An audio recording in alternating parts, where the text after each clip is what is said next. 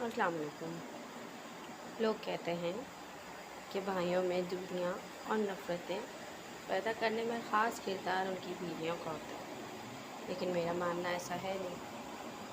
50% کہہ سکتے، 50% نہیں کہہ سکتے۔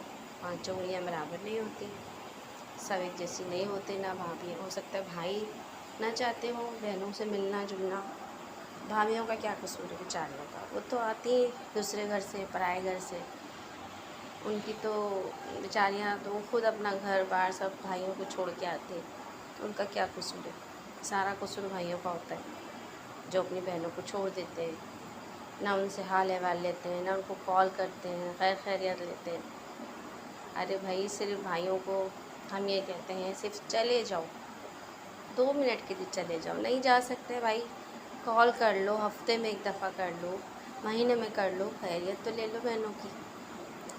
لیکن نہیں، بھائی بہت مصروف ہوتے ہیں اپنی زندگی میں، لیکن بہنوں کے لیے بھائی سب سے زیادہ اہم ہوتا ہے، وہ جیسا بھی ہو بھائی ان کا۔ اللہ پاک سب کے بھائیوں کو، میرے بھائیوں کو حفظ و امان میں رکھے، ہمیشہ خوش رکھے بس۔